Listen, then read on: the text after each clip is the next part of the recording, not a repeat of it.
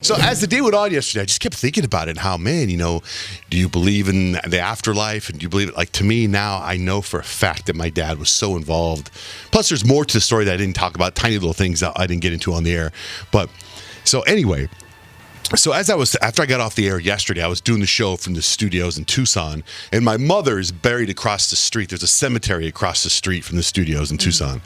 So I went over there, and I thought, I need to go visit my mom. I haven't seen her in a while, so I'm trying to find her grave, and I don't know when was the last time I'd been there. I don't know if it was a year or two, but I could not find her. I'm walking around, and I start thinking, did we not pay our bill? Like, do they do that? Do they do they move her? I think they'd let you know first. I don't know. It's not like I get my mail, and it's not like I haven't moved 10 times since she passed away. So then I look and I'm like, I'm trying to remember the funeral because I remember and I'm like, where did we bury my mom? And I'm like, and there's so many more graves there now. It's like she's in a happening spot. And so I'm like, yeah, Mom! Mom! Finally, I found her, and and then I had a little moment there and talked to her and everything. And then I went to this place. There's this incredible guy. His name's Humberto Lopez, and he runs a foundation called HSL. And Humberto, he's a very wealthy man. He's talking about giving back to the community. Like, this guy's my idol. He bought a Holiday Inn, and he gutted it and remodeled it. He's turned it into this homeless shelter. And it's called the Center for Opportunity. And so I went there after I left the cemetery, and I went to go visit it because I'm working with them, my wife and I, in building a Love Pup shelter there, because a lot of homeless people come to the shelter and they don't turn anybody away. But if you have a dog, they can't really bring the dog in, right? Because it's a liability, whatever. So I'm working with them on building a shelter there for Love Pup so that the homeless people can keep their dog there while they're going through training and they're getting their medical. Awesome. So we're in the works of putting something like that together. So while I was there, I ended up talking to my friend, Mr. On, who has the restaurant where there was the shooting at. And he's like, hey, my restaurant's closed today because the cops are investigating and everybody's there. He's like, you want to meet me for lunch? I said, yeah, I can meet you for lunch. And he goes, great. And I go, but I'm on a diet. I said, I'm trying to eat healthy. Yesterday was day one of me in this new program. And he goes, there's a restaurant.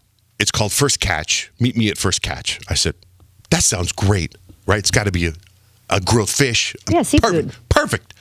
And he goes, okay. He goes, get on the freeway, get off on Miracle Mile, hang a right, hang a left on Oracle. He goes, and it's on River. And I thought, okay, it's on River.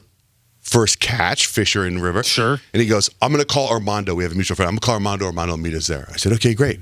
So I get in my car, and I plug in First Catch, just in case, because Mr. On's from Korea. His English isn't very strong, right? So I'm like, the closest First Catch is in Maryland, 1,200 miles away. That's not close. Yeah. So I'm like, maybe it's brand new. Right, so it's not in the navigation yet. So I just go by his directions, and I'm going, and I get to River, and I hang a right on River, and I can't find First Catch. So I pull into the Starbucks, and I call him, and I go, Mr. On, I'm at the Starbucks. He goes, Starbucks? Why at Starbucks? I go, I don't know where. He goes, it's by Red Lobster. So I go, oh, okay, I know where the Red Lobster is. I go, okay, because you know how like there's a Burger King, and there might be a McDonald's across the street? You know how there's always like that? And I go, Red Lobster, First Catch, I get it. Okay, seafood restaurant.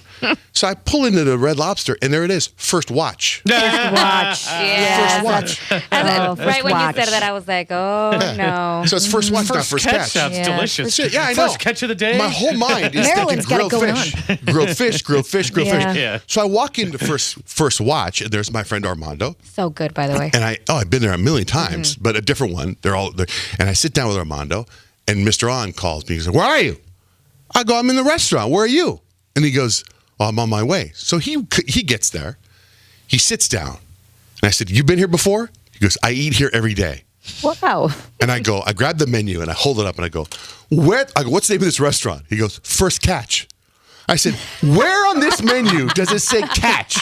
Where does it say First Catch? It's First Watch. Look, and I put the menu in his face. It's First Watch. I'm driving around looking for First Catch. And he goes, oh. He goes, oh, I didn't know. Oh, so cute. And guess what? There's no grilled fish on the menu. No, there isn't. No, because nobody's looking for that for breakfast. No, I know, man.